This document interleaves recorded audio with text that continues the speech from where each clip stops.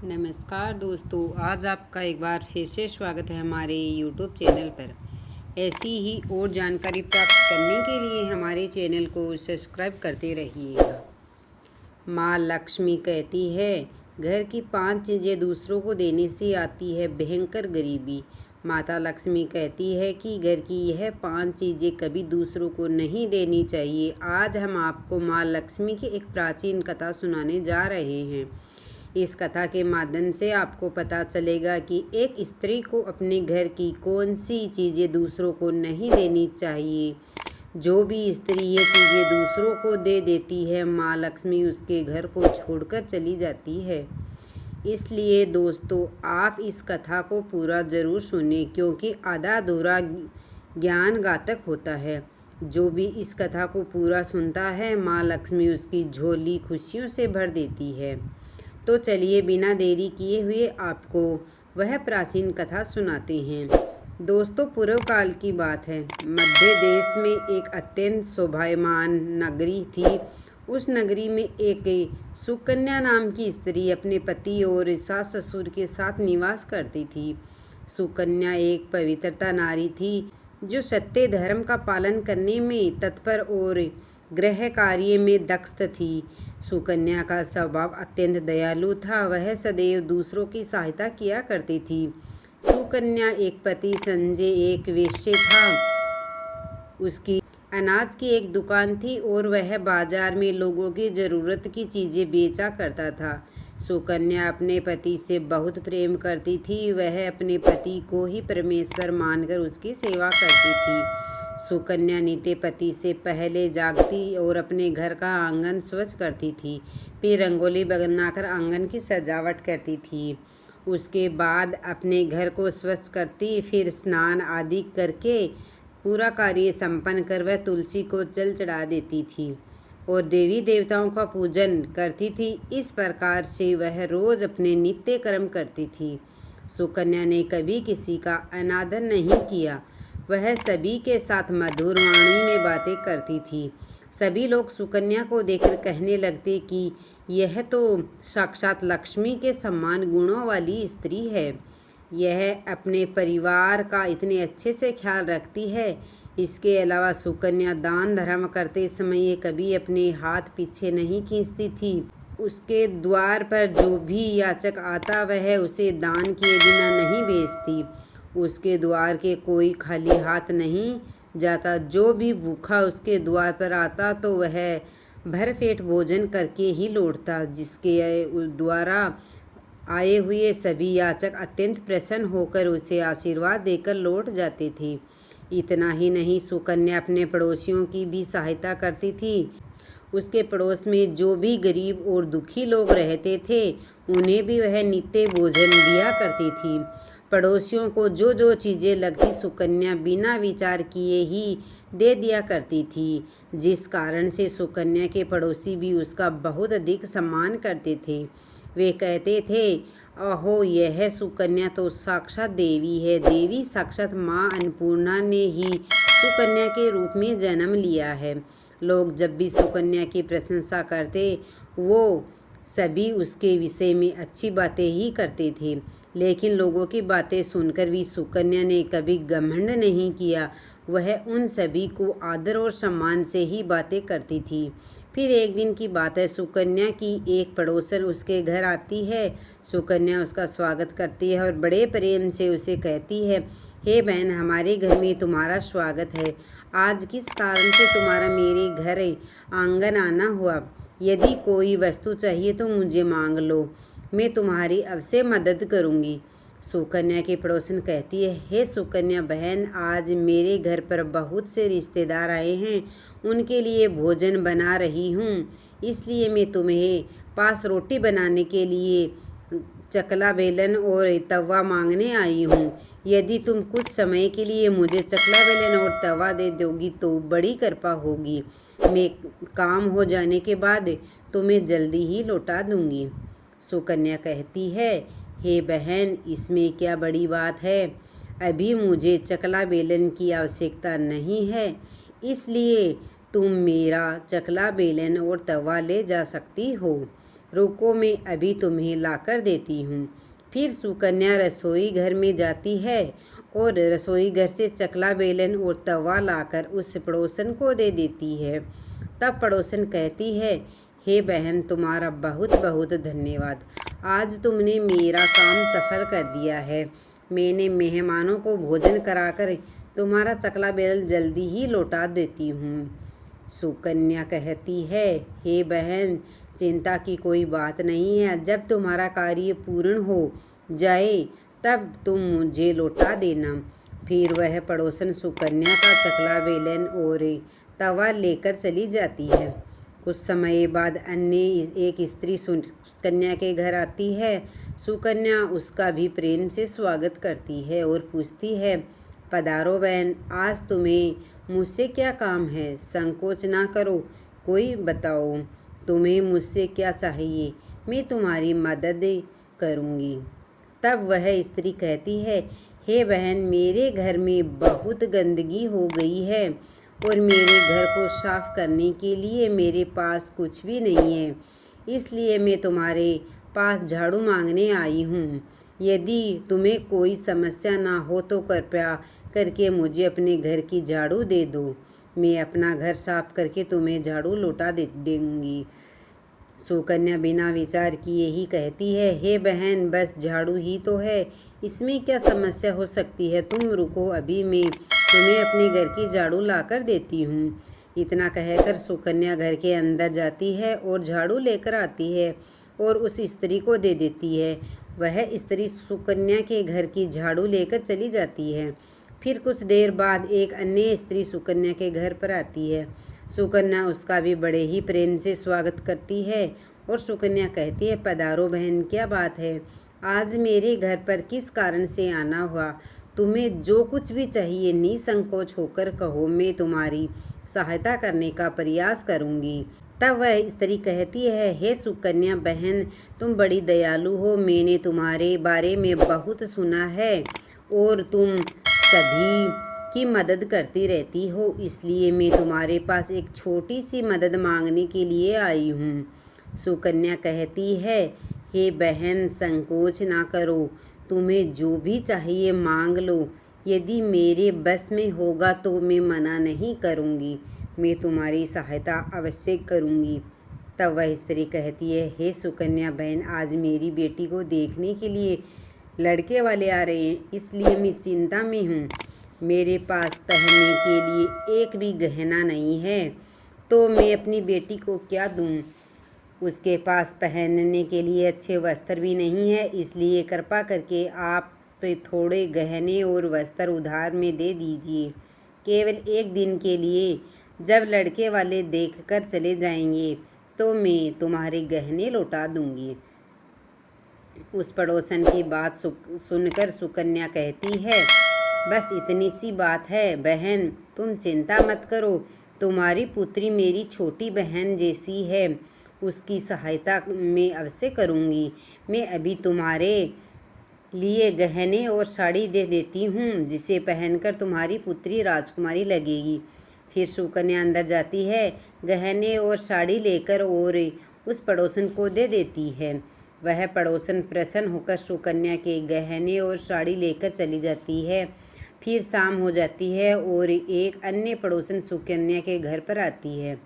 सुकन्या उसका भी बड़े ही प्रेम से स्वागत करती है और कहती है, पधारो बहन, आज किस कारण से मेरे घर पर आना हुआ, बताओ, मैं तुम्हारी किस प्रकार से सहायता कर सकती हूँ? तुम्हें जो कुछ चाहिए निसंकोच होकर कहो, मैं तुम्हारी मदद जरूर करूँगी। वह पड़ोसन कहती है, हे सुकन्या बहन, तुम बड़ी दयालु और तुम सभी की मदद करती हो, इसलिए मैं तुम्हारे पास आई हूँ। मेरा बच्चा भूखा है और उसे पिलाने के लिए दूध नहीं है, इसलिए तुम्हारे पास दूध मांगने के लिए आई हूँ। अगर थोड़ा सा दूध मिल जाता तो बड़ी कृपा होती। सुकन्या कहती है, अरे बहन, इसमें कौन सी बड़ी बात है, लो अभी मैं तुम्हें दूध दे देती हूँ। सुकन्या रसोई घर में जाती है और थोड़ा सा दूध लेकर आती है और वह उस पड़ोसन को दे देती है। वह पड़ोसन प्रसन्नता से उस दूध को लेकर चली जाती है। इस प्रकार से सुकन्या अपने सभी पड़ोसियों की मदद कर देती है और प्रसन्न होकर घर का काम करने लग जाती है। फिर रात होते ही उसका पति घर पर लौट आता है। सुकन्या अपने पति को प्रणाम करती है और उसकी खूब सेवा करती है।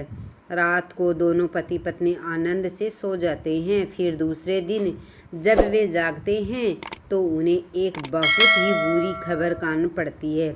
एक आदमी दौड़ते हुए सुकन्या के घर पर आता है और सुकन्या के पति से कहता है, हे भाई, कल रात को किसी ने आपकी दुकान लूट ली है, सारा माल गायब हो गया है। सुकन्या का पति एकदम से घबरा जाता है और दौड़ते हुए अपनी दुकान पर जाता है तो देखता है कि उसका सारा माल किसी ने लूट लिया है। वह देखता है कि उसकी दुकान में रखा हुआ सारा धन भी चोरी हो चुका है। वह दुखी और निराश होकर घर पर लौटता है और सुकन्या को सारी बात बताता है, जिसे सुनकर सुकन्या बहुत ही दुखी हो जाती है। सुकन्या कहती है, आप चिंता न कीजिए, हमारे घर में अभी बहुत सारा रखा हुआ है जिससे आप फिर से व्यापार शुरू कर सकते हैं। फिर सुकन्या अपने घर की तिजोरी देखती है तो वह भी पूरी तरह खाली दिखाई देती है। उसके अंदर का भी सारा माल चोरी हो चुका था। यह देखकर सुकन्या बहुत दुखी हो जाती है। उसे समझ में नहीं आता कि यह कैसे हुआ। सुकन्या का पति उस पर बहुत क्रोधित हो जाता है और पूछता है, सुकन्या, सच सच बताओ, हमारे घर के अंदर रखा हुआ सारा पैसा कहाँ गया? सुकन्या कहती है, हे नाथ, मैं घर पर ही थी, सारा धन तिजोरी में ही था, किसने इसे चुरा लिया पता नहीं। कृपया आप शांत हो जाइए, हम कोई न कोई उपाय जरूर ढूंढ लेंगे। सुकन्या का पति कहता है, यह जो तुम दूसरे लोगों को घर पर बुलाकर खिलाती हो, अनजान लोगों को घर में बुलाती हो, उसी का फल है। यह उन्हीं में से किसी ने हमारे घर का सारा पैसा चुरा लिया है।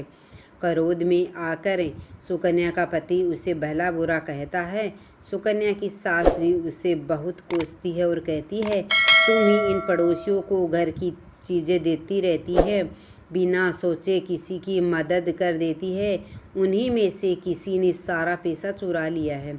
घर के सभी लोग सुकन्या को भला बुरा कहने लगते हैं। फिर सुकन्या अपने पति को दिलासा देते हुए कहती है, हे नाथ, मैंने मेरे कुछ गहने हमारी पड़ोसन को दिए हैं, मैं उसके पास से गहने लेकर वापस आती हूँ। फिर सुकन्या उस गरीब पड़ोसन के घर पर जाती है तो देखती है उसके घर पर कोई नहीं था। वह स्त्री भी घर छोड़कर सुकन्या के गहने लेकर भाग गई होती है। सुकन्या निराश होकर घर पर लौटती है और अपने पति को सारी बात बता देती है। सुकन्या की बात सुनकर उसका पति आग बबूला हो जाता है और सुकन्या को भला बुरा कहने लगता है। सुकन्या का पति कहता है, हे सुकन्या, तुम बड़ी मूर्ख हो, तुम्हारे ही कारण हमारा सारा धन और वैभव चला गया। तुम्हारे दान देते ही आदत के कारण ही हमारे ऊपर यह मुसीबत आन पड़ी है। अब तुम इस घर में नहीं रह सकती, तुम अभी इसी क्षण घर छोड़कर चली जाओ। सुकन्या कहती है, हे नाथ, आपके सिवा मेरा इस दुनिया में कोई नहीं है, मैं आपको छोड़कर कहाँ जाऊँ। सुकन्या का पति कहता है, तू कहीं पर भी जा, लेकिन अब इस घर में तू नहीं रह सकती। तेरे ही कारण मेरा सब कुछ बर्बाद हो गया है।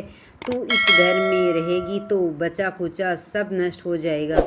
सुकन्या अपने पति को हाथ जोड़कर विनती करने लगती है, हे स्वामी, ऐसा ना कहिए, मैंने कोई अपराध नहीं किया है, आपके बगैर मैं जीवित नहीं रह सकती, मुझ दासी को आप घर से मत निकालिए। लेकिन सुकन्या का पति उसकी एक नहीं सुनता है और उसे अपने घर से धक्के मारकर निकाल देता है। वह कहता है, अब तू इस घर से चली जा, लौटकर मत आना। चाहे तो किसी नदी में कूदकर अपनी जान दे, लेकिन अब तू इस घर में मेरे साथ नहीं रह सकती। फिर सुकन्या दुखी होकर रोते हुए अपने पति के घर को छोड़कर चली जाती है।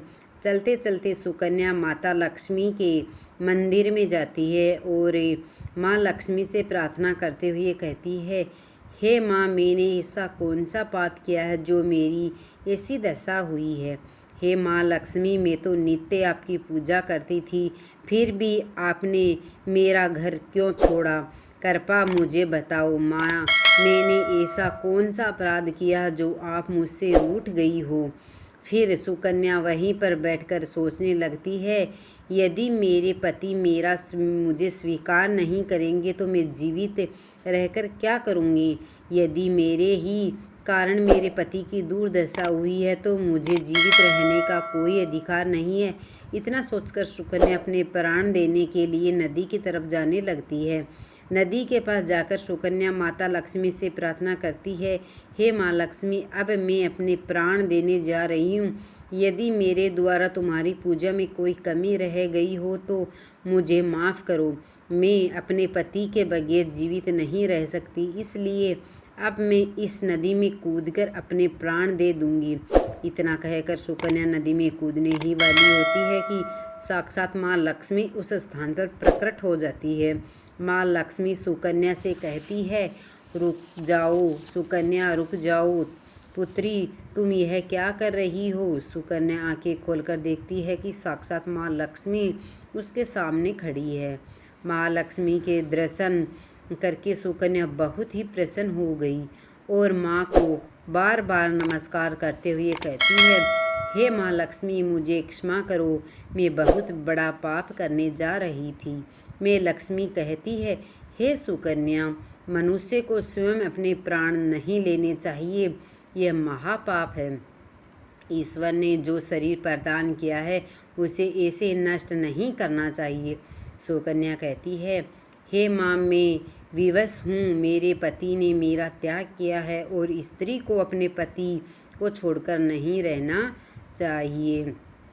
मैं अपने पति को छोड़कर जीवित नहीं रह सकती, इस कारण से अपने प्राण देने जा रही हूँ। देवी लक्ष्मी कहती है, हे सुकन्या, मैं सब कुछ जानती हूँ और यह भी जानती हूँ कि तुम्हारे पति ने तुम्हारा त्याग क्यों किया है। यह सब तुम्हारी ही भूल के कारण हुआ है। तुमने अनजाने में कुछ ऐसे दान किया था जिस कारण से मुझे तुम्हारा घर छोड़कर जाना पड़ा। जो भी स्त्री अपने घर की इन 5 चीज़ों को दूसरों को देती है, उनके घर में मेरा वास नहीं होता है। मैं उन वस्तुओं के साथ ही उनका घर छोड़कर चली जाती हूँ। फिर सुकन्या कहती है, हे माँ, ऐसी वह कौन सी वस्तुएं हैं? कृपया आप मुझे बताइए, मैंने कौन सी वस्तु का दान किया है जिस कारण से आपने मेरे घर का त्याग किया है? देवी लक्ष्मी कहती है, हे पुत्री, अब तुम ध्यान से सुनो। मैं तुम्हें उन चीज़ों के बारे में बताती हूँ जो स्त्री को दूसरों को अपनी चीज़ नहीं देनी चाहिए। इन चीज़ों का दान करने पर मैं उनका घर छोड़कर चली जाती हूँ। हे सुकन्या, सबसे पहले वस्तु है चकला बेलन और तवा। किसी भी स्त्री को अपने घर का चकला बेलन और तवा कभी दूसरों को नहीं देना चाहिए। रसोई में इन वस्तुओं का महत्व सबसे अधिक होता है। इन वस्तुओं की पवित्रता सदैव ही बनी रहती है। इन्हीं वस्तुओं से भगवान विष्णु को प्रसाद बनाया जाता है और तवे पर बनी पहली रोटी भी गाय को खिलाई जाती है। इसलिए इन वस्तुओं को हमेशा स्वच्छ और शुद्ध रखना चाहिए। दूसरों को देने पर यह अपवित्र हो जाती है और फिर उनका उपयोग करना अशुभ फल प्राप्त होता है। इसलिए सुकन्या, तुमने अपने रसोई घर के चकला बेलन और तवा अपनी पड़ोसन को देकर पहली सबसे बड़ी भूल की थी। आगे माँ लक्ष्मी कहती है, हे सुकन्या, अब तुम दूसरी वस्तु के विषय में सुनो। तुमने अपने पड़ोसन को अपने घर में रखी हुई झाड़ू दे दी। जिस वस्तु में मेरा सदैव वास होता है, जो वस्तु मुझे सबसे अधिक प्रिय है, तुमने उसे ही दूसरों को दे दिया। तो माँ फिर कहती है, मैं तुम्हारा घर में कैसे ठहरती? हे सुकन्या, जो स्त्री अपने घर की झाड़ू दूसरों को दे देती है, मैं उसके घर का त्याग कर देती हूँ। झाड़ू से घर की स्वच्छता की जाती है और जहाँ पर स्वच्छता होती है उसी स्थान पर मेरा वास होता है। ध्यान में रखा सुकन्या, घर में झाड़ू को हमेशा छिपा कर रखना चाहिए। झाड़ू पर बाहरी व्यक्ति की दृष्टि भी नहीं पड़नी चाहिए। झाड़ू एक अत्यंत पवित्र वस्तु है। इससे पैर नहीं लगाना चाहिए और इससे कभी विष्ठा आदि प्रकार की गंदगी साफ नहीं करनी चाहिए। माँ लक्ष्मी कहती है, हे सुकन्या, अब तुम तीसरी वस्तु के विषय में सुनो जो एक स्त्री को कभी दूसरों को नहीं देनी चाहिए। वह वस्तु है आभूषण। एक स्त्री को अपने आभूषण कभी अन्य स्त्री या महिला को नहीं देना चाहिए। मैं सदैव आभूषणों में वास करती हूँ। स्त्री के 11 श्रृंगार गहनों का बहुत अधिक महत्व होता है। एक विवाहित स्त्री को अपने आभूषण कभी अन्य स्त्री को पहनने के लिए नहीं देने चाहिए। जो स्त्री अपने आभूषण अन्य स्त्री को देती है उसके जीवन में दुर्भाग्य आता है। हे सुकन्या, अब मैं तुम्हें चौथी वस्तु के विषय में बताती हूँ। किसी भी मनुष्य को शाम हो जाने के बाद कभी सफ़ेद रंग की वस्तुओं का दान नहीं करना चाहिए, किंतु तुमने शाम के समय दूध का दान किया। शाम को दूध का दान करने से जीवन में दुर्भाग्य आता है। शाम को सफ़ेद रंग की चीज़ें दान करने से मनुष्य के जीवन में अशुभ काल आता है। माँ लक्ष्मी कहती है, हे सुकन्या, अब मैंने तुम्हें उन वस्तुओं के बारे में बता दिया है जिनका दान कभी नहीं करना चाहिए। यह वस्तुएं कभी दूसरों को उधार में अथवा उपयोग के लिए नहीं देनी चाहिए। सुकन्या कहती है, हे माँ लक्ष्मी, तुम्हें बड़ी भूल हो गई है। मैं इन बातों से अनजान थी। कृपया मुझे क्षमा करो। अब मुझे प्रायश्चित करने का उपाय बताओ। देवी लक्ष्मी कहती है, हे सुकन्या, तुमने प्रायश्चित पहले ही कर लिया है, इसलिए अब तुम अपने घर पर लौट जाओ। मैं तुम्हें तुम्हारा संपूर्ण वैभव और धन संपत्ति लौटा देती हूँ। इतना कहकर माँ लक्ष्मी उस स्थान से अंतर्ध्यान हो जाती है। फिर सुकन्या भी माँ लक्ष्मी को धन्यवाद करती है और उस स्थान से घर की तरफ जाने लगती है। तभी उसका पति ढूंढते हुए उसी की तरफ आ रहा होता है। वह सुकन्या के पास आकर उससे क्षमा मांगता और कहता है, हे सुकन्या, मुझे माफ़ करो। मैंने तुम्हें बहुत भला बुरा कहा था। तुम तो साक्षात देवी के समान हो। माँ लक्ष्मी की कृपा से हमें अपना सारा धन वैभव वापस मिल गया है। जिन लोगों ने तुम्हारा धन लूटा था उन सभी ने हमारा धन हमें लौटा दिया है और तुम्हारा नाम लेते हुए क्षमा मांग ली है। यह सुनकर सुकन्या बहुत प्रसन्न होती है और अपने पति के साथ घर लौट जाती है। माँ लक्ष्मी की कृपा से सुकन्या के घर में फिर से सुख समृद्धि आती है। उसके बाद से सुकन्या ने अपने घर की यह 4 चीज़ें कभी किसी को नहीं दी। दोस्तों, आशा करती हूँ आपको हमारी वीडियो पसंद आई होगी। अगर हमारी वीडियो आपको पसंद आई है तो कृपया हमारे चैनल को लाइक, शेयर और सब्सक्राइब ज़रूर कीजिएगा। धन्यवाद।